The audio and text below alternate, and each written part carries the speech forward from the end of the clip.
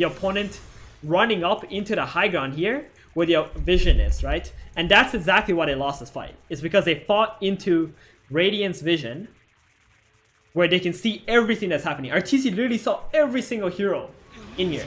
And because he saw the Void standing on this hill, he decided to send the illusion in, bait out the chrono, blinked in, Abyssal the Void, Mantle split on him, burned all his mana. Earthshake was able to follow up, and now the position 1, who had the same net worth as he did, died without even accomplishing anything in the entire fight.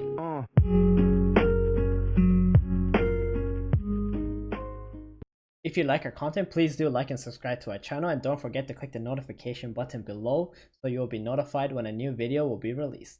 So this game, Arteezy is playing Anti-Mage, 42-minute game. If I check out like his item build, this is a very solid item build.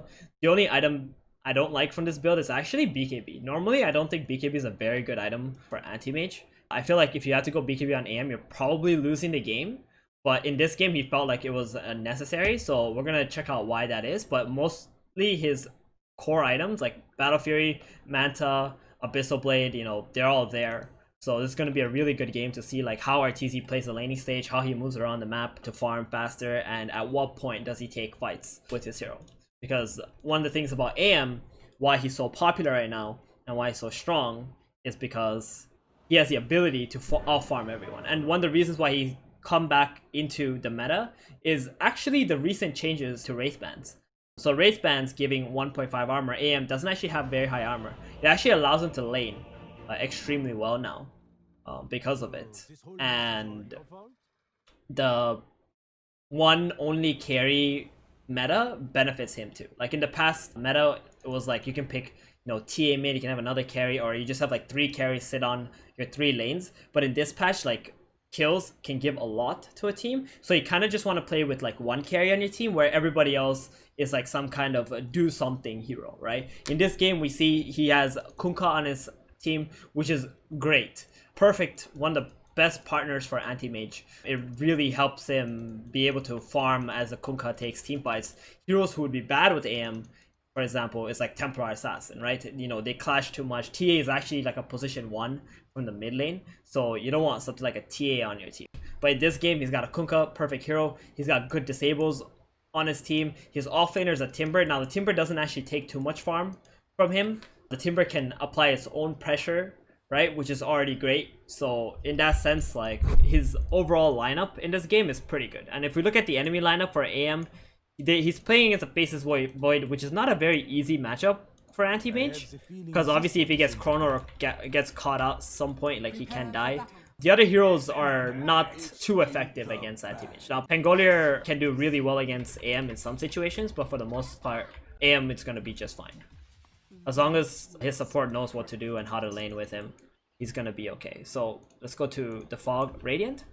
We see Arteezy this game. He starts with 6 Tangles, 3 branches, and a Fairy Fire. This is a very unique build, by the way. I don't see this build often. And the reason why I got this, got a lot of damage from this build, right? He's got like +5 damage with the Fairy Fire. And he's saving himself 70 gold so he can buy into that Wraith Band as soon as he can. And if you look at Quick Buy here, he's actually got 2 Wraith Bands queued up. I feel like he normally buys 2 Wraith Bands. Sometimes he buys 1 Wraith Band.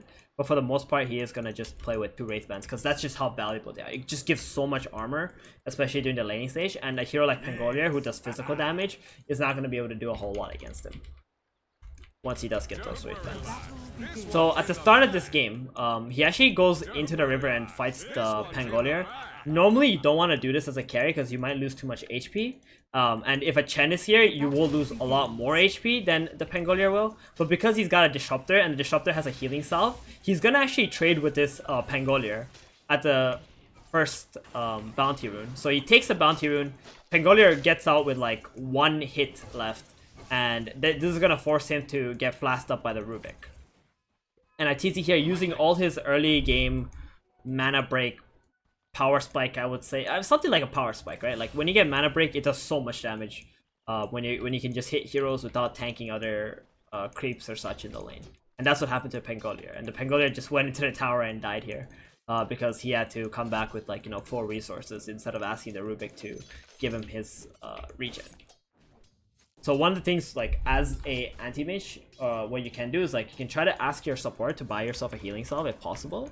So you can like try to man fight a little bit more. And you can see here, like right away, he goes straight into the Rubik and he just ignores these creeps over here just to make sure that he can kick this Rubik out of the lane and not allow the Rubik to try and harass Arteezy here and contest him for the creeps. So he missed like one creep, but that's okay because he was able to do so much damage to a Rubik, and that's the power of Anti-Mage on level 1 with the mana break. When heroes hit level 2 though against AM, they're a little bit stronger and they can fight AM back. But on level 1, like AM is really strong, so you can utilize that strength. And if the opponent is really out of position, you're not going to tank any creeps and you're not going to miss too many last hits, you can actually just run at them like that. So for the most part in this lane, you're just going to try and farm as much as you can. But if there are any opportunities where the opponents are standing outside of the creep range, where you won't pull aggro if you go on them or blink on top of them, you will try to harass them. And you can see here, like in the lane, like he's harassing this Pangolier whenever he comes up to try and last hit creeps. And he's got you know, some regen. Disruptor brought another healing salve, so that healing salve is going to go towards the AM, and he knows that, right? Because there's a healing salve on the Disruptor, he's going to keep on harassing the Rubik and the Pangolier the best that he can. And here the Pango just walked a little bit too close, got all his mana burned out by the Anti-Mage, and he can't even escape with Swashbuckle. And just like that, just get another free kill. And Disruptor is actually a very good partner for Anti-Mage because he also has a Glimpse Later that can bring the heroes back as they're trying to run away from the AM. So now he gets healed up, and because the Pango's dead, he knows that he won't be contested. And look at what he did here. This is so good, right? So go back here just a little bit. So he sees the creep equilibrium, he kills this one melee creep that's very low, and after this melee creep dies, he realizes that he has less creeps than the opponent. And now if he stands here and tries to wait for these creeps to get low, it will be too long and the Rubik will keep contesting him, right? So what he does is, as soon as this creep dies, he knows that this wave is going to push into him. That means these creeps are going to die on their own. All he has to do, because the Pango is dead, is zone out this Rubik. If he zones out this Rubik, the Rubik won't get the last hits on these two melee creeps, maybe even the range creep. And Arteezy himself is not going to lose any creeps, because these creeps are not going to get low enough for him to miss, right? So you can just see here, instantly blinks. He takes that melee creep, instantly blinks, starts pressuring that Rubik out. Rubik is getting his mana burn, he has to run away. You can't man fight Anti-Mage, impossible, right? These Interiors, it's very hard for them to fight him. And then he goes back and gets those last hits. And he didn't miss a single last hit while he zoned out the Rubik from those two melee creeps in XP. And he also denies the range creep himself. And, you know, a lot of people say, like, AM is kind of weak in the lane. But if you see, like, how Arteezy plays it, he's not making this hero look weak whatsoever. And now the Rubik doesn't have any mana, and he's pretty much completely useless, right? And now Brax on his Pangolier comes back into the bottom lane, and now he's the one getting bullied out by the Anti-Mage, and he doesn't have a support to help him, because Rubik already got all his mana burned. So once all his mana got burned, the Pangolier has to run away, and Arteezy now with his AM goes back, gets all these free last hits, all this free farm, without the opponent contesting him for those last hits. Right? So whenever he knows that he doesn't need to stay in the lane to get any last hits because he has to wait for the creeps to, you know, bring down the HP, he'll just try to jump on the opponent and try to burn their mana, especially if he knows he's stronger than they are. And now that he's got his first Wraith Band, you can see here he's got 6 armor already. It's just 3 minutes in with just 1 Wraith Band. Now once he gets his next Wraith Band, he's gonna get even more armor.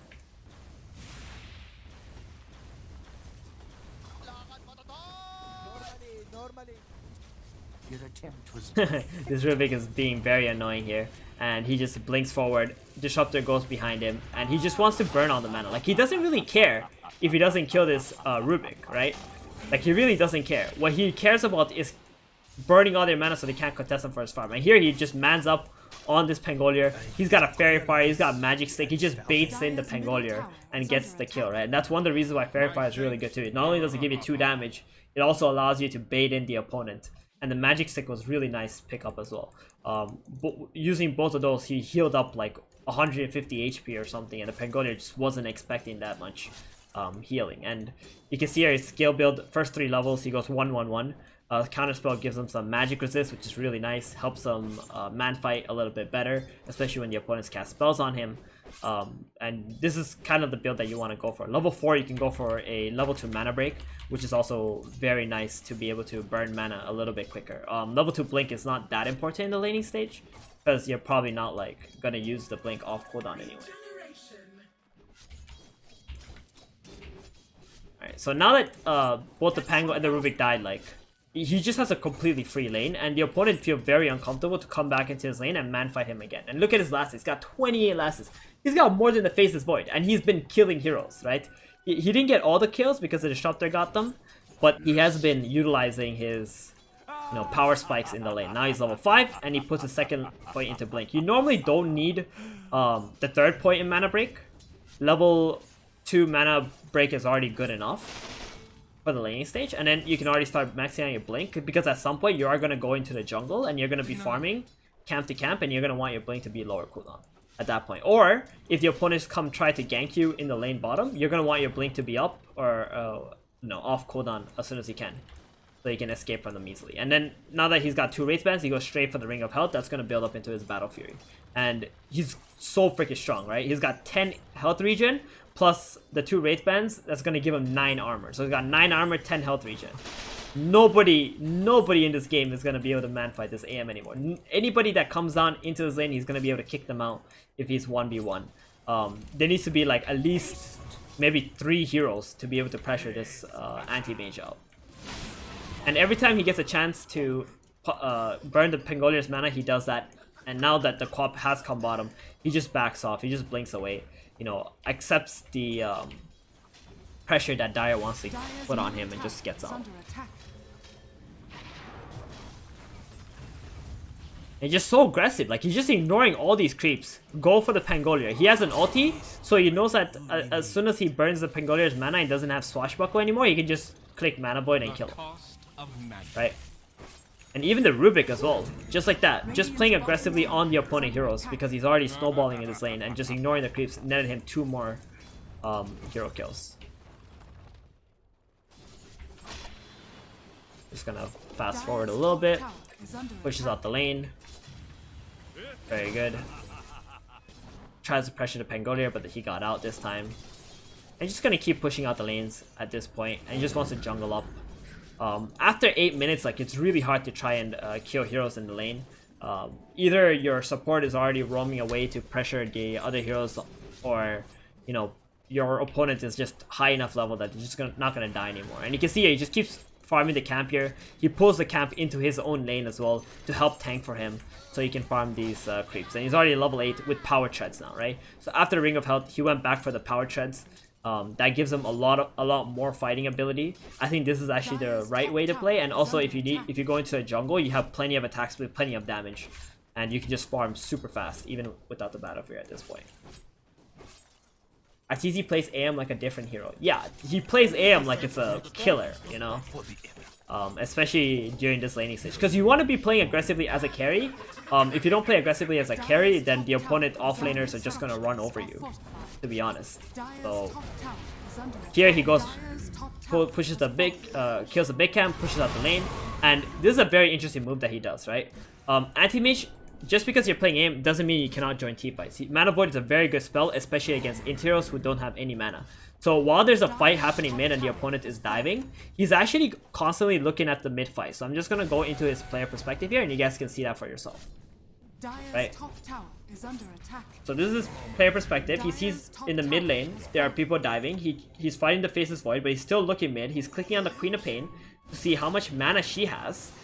And the moment she got Glimpse and X mark, he blinks it, he TPs in, blinks to the Quap, burns her mana a little bit, pops the ulti, and gets a free kill on the position 2, just like that, while also defending the mid tower on his own, right? So when you're playing AM, it's really important to see in the team fights if there is a target that you can mana void, especially if it's, say, a int hero who has very high mana pool and is going to spend the entirety of their mana in the fight. And now after he kills the co-op mid, he rotates straight to the top lane. This is a very safe lane for him to be in. Obviously, the opponent is going to try to go bottom and take this tier 1 tower, where top his team has already taken the tier 1 tower, and he can just easily farm in these two camps, the top lane, and just also go into a triangle where his ancients are, if he needs to. You see a lot of professional carries, they always spend pretty much majority of their farming time in the opponent's safe lane after the tower has been taken. And here he sees a Chen, he just blinks out, and as soon as there's any pressure that comes into him, he just goes back to the triangle camp here. So this is an interesting move he did here, where he finds a stack, a triple stack, and he just burns the mana of one of the creeps, and he just mana voids it, so it does a little bit of AoE damage, so he can kill this camp a little bit faster. Now, if he didn't have power treads and these double Wraith bands, he would not be able to kill this triple stack here on his own. I think he would just take too much damage, but because he does, you know, is very effective or efficient in the way that he's farming, and using his mana void now just means that he's just not going to enter a T-fight for like the next 50 seconds. At this point, you just want to focus on farming your Battle Fury, so you can just increase your farming speed. And the only time you do enter team fights is if there is like a hero that you need to mana void. That will net you a kill. So you push the top lane out, goes back here. He actually sees the Ancients. Unfortunately, his team stacked Ancients a bit too early. Before Battle Fury, it's really hard for him to clear Ancient stacks. But if there wasn't an Ancient stack here, he could easily clear that. But he is going to get his Battle Fury now. 14 minutes in, he's got Battle Fury plus Wraith Band, 2 Wraith Bands, and Power Share. It's a very, very farmed Anti-Mage. You're going to go to his net worth. He's the highest, most farmed hero in this game. Now, he did move his way down to the bottom area, and he gets bash locked 3 times. That is super unfortunate. Now, I think that was a very uncharacteristic move of him. He probably shouldn't have been in that fight because there wasn't a target that could mana void. But because he went there and he got really unlucky with the Faceless Void and died, that's going to slow him down a little bit. But he does have his Battle Fury now, so at least like when he's alive, he's going to be able to go back to his farming pattern, which is going to be go to the top, kill the big camp, kill the wave, kill the small camp, and then go back into a triangle area, kill the Ancients, kill the big camp if needed, and back top. But this time around, he actually rotates bottom. He feels like there's people setting up top, maybe a Faceless Void, so he actually rotates towards bottom as he doesn't see any heroes. And now on the minimap, if you check it out, he actually sees some heroes here at first, and then he just makes his way back towards the top area of the map. So Anti-Mage, once you do have Battle Fury, you don't really want to join fights. You want to just keep on split pushing, get to your Manta as soon as you can, so that you're able to team fight. Anti-Mage is actually extremely weak, the point where he gets Battle Fury, because other heroes on the map are going to be building more fighting items. And here he actually TPs into this fight. Kind of awkward though, because the opponent is not really committing super hard, but there is a Queen of Pain that got X marked, and that's going to give him a really nice juicy mana void, and that's pretty much the reason why he ended up TPing here, right? Because the X mark did land onto Queen of Pain, and he knows that Queen of Pain is going to be locked on no matter what. Just waiting on the outside of the fight. He knows that there's a chrono up. He doesn't actually want to get chronoed, but unfortunately the Faceless Void, playing very patiently, waits until he sees the Anti-Mage and actually does chrono him. The stun comes out from the Earthshaker, saving Arteezy, and he's going to be able to get out. He's just lingering on the outskirts of the fight, trying to see if there's any potential for him to just jump in, maybe snag like a last hit on somebody, if possible. And then once he realizes there was no potential, he just gets out and starts going back to the top lane where his farming pattern is at, right? So this game, like, we've seen him do this 3 or 4 times already. His farming pattern: farm here, big camp, push the wave, kill the small camp, and then back into a triangle. And he just keeps farming here non-stop until like he sees an opportunity to maybe join his team in a clash. 18 minutes, got his Yasha, very strong. His tier 2 item is an Aquila, gives him plenty of mana regen, damage, very good. Gets the ancient cap, big camp, back up again to the top lane. You know, he just keeps doing this over and over again until he's got his Manta. Look at his net worth, so good. He jumps in deep into the enemy jungle, sees the heroes, but then he just uses his counterspell and then blinks out again. So the way you can use counterspell is like, when your blink's on cooldown, you can use it maybe 2 seconds before your blink comes off again, so the opponent can't stun you right before your blink's up, and then you blink out. So it's like a very good tool to buy yourself some time for your blink to be up again. And this time he knows the heroes were top, so he's actually rotated towards the bottom, very deep jungle here. Actually gets found out by the opponent. They were probably smoking here. Chrono's up, Arteezy. Here comes the boat. The Fissure's also out. He's going to be able to Manta and blink straight out. And this is one, the really good use of Manta is that it allows you to dispel all the opponent debuffs and stop them from focusing you for like a second, so you can just instantly blink out. And just like that, he was able to bait out a Chrono because his team was nearby. They got that stun, they got that bolt buff, and now he's just gonna go back to farming and keep on scaling in this game. Like Anti-Mage, one thing to understand is when you have Manta, you are strong. You can use it to, like, maybe let's say Manta split on a Queen of Pain, kill her, but most of the time it doesn't end up happening that way because they're just gonna run away. But what does help you secure kills is when you get your Basher and you get your Abyssal Blade. So here he actually baits out the Queen of Pain. Earthshaker follows up with some disables on her. They get that nice juicy kill with the Mana Void, and now that his Mana Void is on cooldown, he's just going to TP out to go farm. When you don't have Mana Void, especially at this point in the game, you don't really need to take any engagements. You can just continue farming because your ability as an Anti-Mage is to be able to outscale your opponents or out-farm your opponents very quickly. Because Battle Fury and Blink allows you to be all over the map and just farm camp after camp extremely quickly. And here he just goes back to mid. He knows that all the opponent heroes are bottom, so no one's going to kill him. He pushes up the lane, and now he's going back to bottom. He's got a double damage. That's a really good tool to fight with. And he just jumps up onto the Void, but the Void gets away, unfortunately.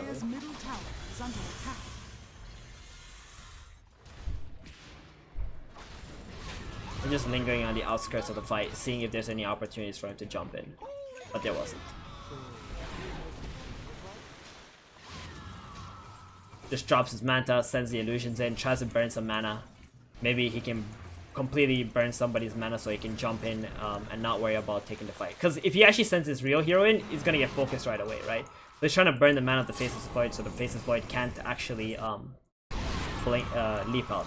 So here the Queen of Pain blinks forward very aggressively onto the Kunkka, and Arteezy decides it's a good time to jump in. Unfortunately, the Quap didn't have enough mana burned when he used the Mana Void, and she was able to get out. Now he's being focused up a little bit, but because his build makes him so tanky, he lived long enough, but then once the Chrono came, he just not enough for him to be able to survive that fight. And I think this is the clash where he's gonna realize that he can't be taking team fights, right? When he dies like this twice, where he could have just been farming all this top, pushing top out, pushing this tower in, killing the creep waves mid or whatever, trying to make his way into an Abyssal Blade so he can actually solo kill heroes, would be a much better choice. And that's exactly, I think, what's going through his mind at this point, because he joined the fight with Manta and it just wasn't enough in this kind of game, because there's a Faceless Void with a Chrono that just locks them down for way too long.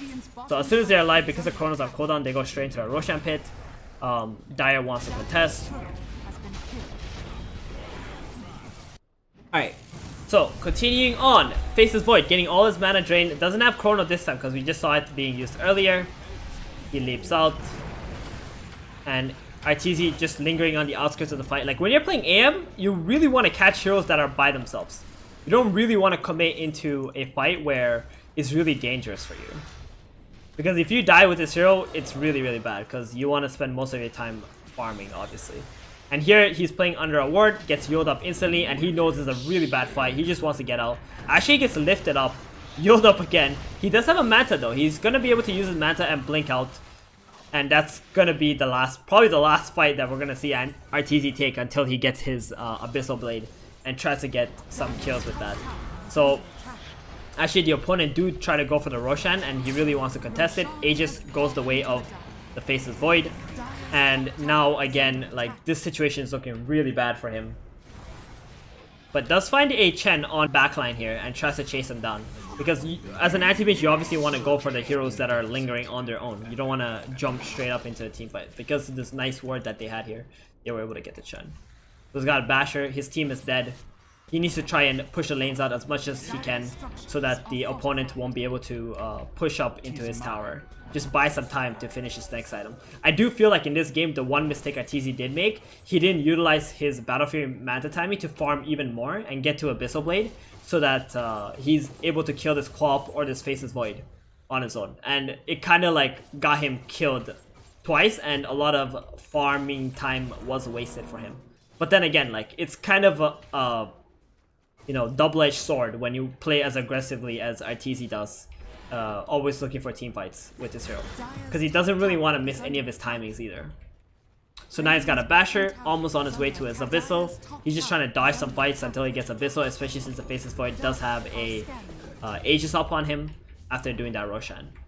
And again, he just goes back to his regular farming pattern. Big camp, wave, small camp, back into a triangle.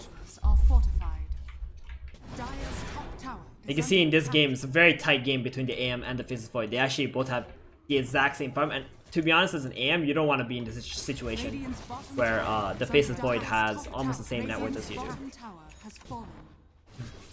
So now he's got Vision top, he ends up farming these camps, goes to the back over here, takes that creep wave, and the opponent is like playing down here, and that's why he's able to play so aggressively. Now, while nobody's showing on the minimap and no one's pushing lanes, he's very, very scared at this point because he knows that the opponent could be smoking up into him, and he just goes into a more defensive place to farm up his item. And now that he's got an Abyssal Blade, here's the perfect opportunity for him to actually either split push and find somebody alone who's trying to stop your split push, or just smoke up with your team and just try to kill, like, let's say a Queen of Pain, or burn all the mana of a Faceless Void.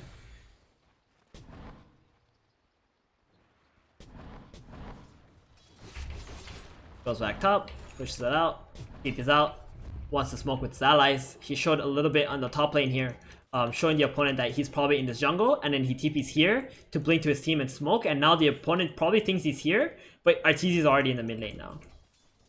And he really wants to lead this fight with the Abyssal Blade. It's exactly as we said it, right? As soon as he gets his Abyssal, he has a tool to now lock down someone on his own, and doesn't have to rely on his team to do anything.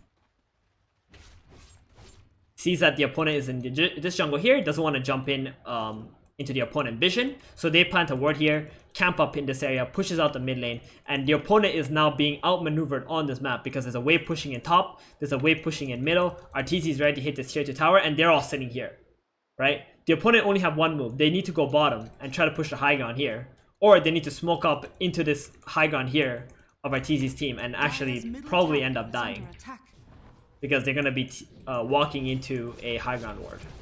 So he actually goes mid, takes a tower out. The opponent actually ends up running in to the high ground here. Arteezy is on the outskirts of the fight once again, waiting to find a target that he can Abyssal up. He actually blinks down, takes the illusion rune first. He's going to send the illusions first. Actually, he's baiting this one illusion. He wants the Void to chrono him, and he actually does end up chronoing that one illusion. And this gives Arteezy the perfect vision. He jumps in, especially with the ward here. Abyssals up the Faceless Void, burns all his mana. Echo Slam comes out, Void dies, Chen dies. And this is what I mean by the opponent running up into the high ground here, where the vision is, right? And that's exactly why they lost this fight. It's because they fought into Radiant's vision, where they can see everything that's happening. Arteezy literally saw every single hero in here. And because he saw the Void standing on this hill, he decided to send the illusion in, bait out the chrono, blinked in, Abyssal the Void, Manta split on him, burned all his mana. Earthshake was able to follow up, and now the position 1, who had the same net worth as he did, died without even accomplishing anything in the entire fight. Now, the biggest mistake for Dire there was actually going into that high ground there and fighting on the vision, because they should have known that there's a ward on that hill. And he just goes for the Pangolier, who was, you know, one of the last heroes left, kills him off, goes up to the high ground middle.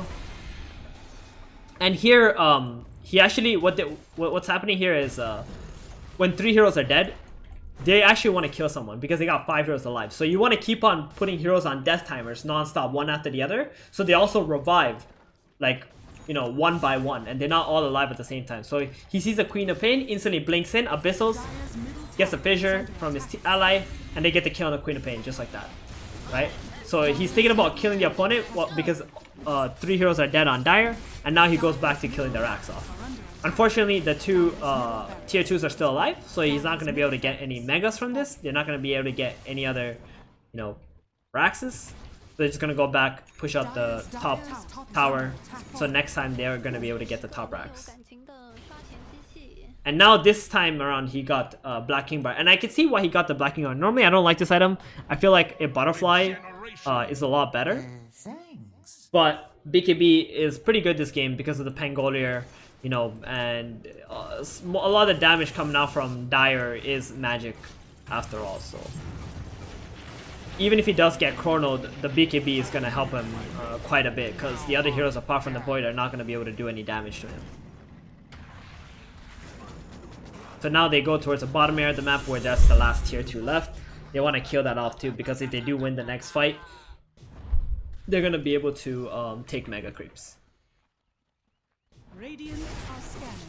Okay, so this was interesting.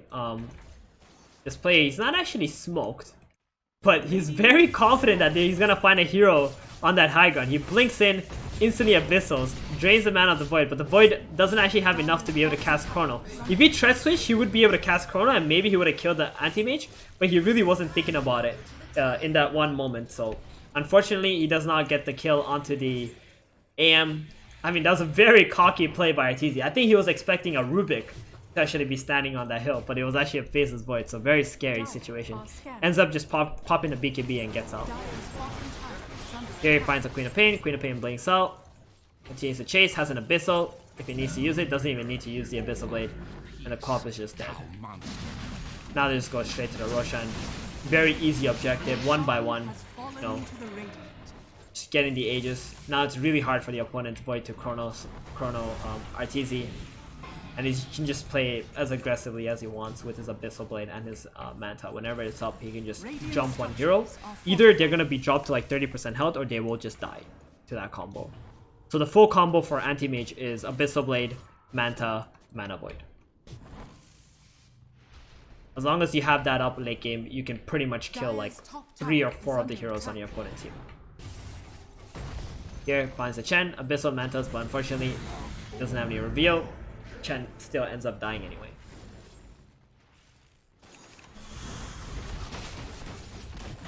So they get that last tier 2. They want to go high ground. He pops the BKB here. He sees the Faceless Void and the Pango. Doesn't want to get disabled up in any way. Pango gonna be the first one to die. Actually gets to heal up.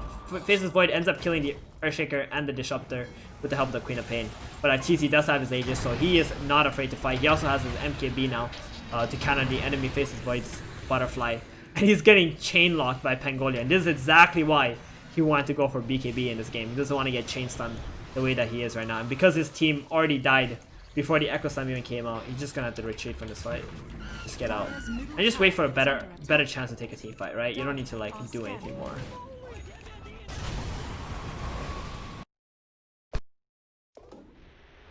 Alright, so here they go towards top. They actually saw someone split pushing top lane. They want to set up.